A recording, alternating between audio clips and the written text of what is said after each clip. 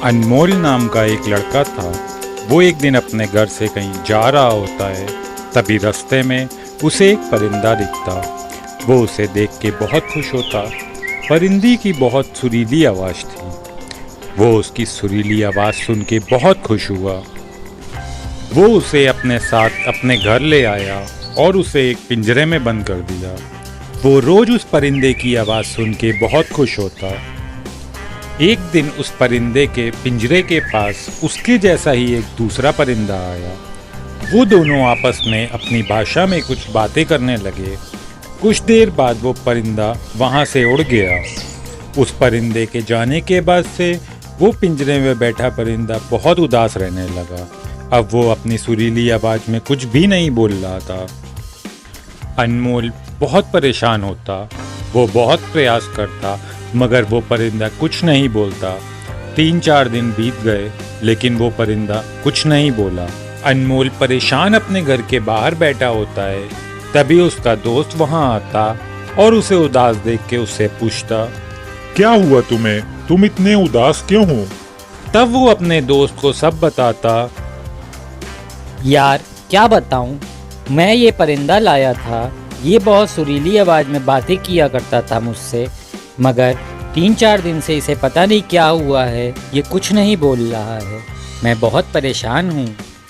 ये सब सुन के उसका दोस्त कहता, तुम घबराओ नहीं, मैं किसी को जानता हूँ जो परिंदों की भाषा समझता है। तुम चलो मेरे साथ उनके पास। वो फौरन उसके साथ अपने परिंदे को लेकर उनके पास चल पड़ता। वो एक आदमी के घर जाते जहां अनमोल उन्हें सब बताता। तभी वो आदमी उस परिंदे से बात करने लगता। क्या हुआ तुम्हें? तुम क्यों चुप हो? क्या बात है? तुम मुझे बता सकते हो। तभी वो परिंदा बोला, जब भी मैं कुछ बोलता तो इस लड़के को लगता मैं खुशी से चहचहा रहा हूँ, जबकि मैं खुश नहीं होता बल्कि मैं रो रहा होता हूँ। जब मैं अपने जैसे परिंदों को खुले आसमान में उड़ता देखता तो मेरा भी मन करता काश मैं भी आज़ाद होता तो कितना खुश होता। ये लड़का मेरी जुबान नहीं समझता था। मुझे इस बात का एहसास तब हुआ जब मेरे पास एक परिंदा मेरे ही पिंजरे के पास आकर मुझसे बोला, तुम्हारा मालिक तुम्हारी जुबान नहीं समझता और जब भी तुम इसे कुछ बोलते हो तो ये समझता है तुम खुशी से चहचहा रहे हो।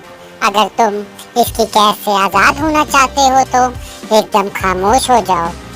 तुम्हारे अल्फाज इस पर असर नहीं करते, शायद तुम्हारी खामोशी ही कुछ कर जाए। ये सब बातें सुनने के बाद वो आदमी अनमोल से बोला, तुम इसका पिंजरा खोल दो और इसे आजाद कर दो। अब ये कभी भी पिंजरे में कुछ नहीं बोलेगा।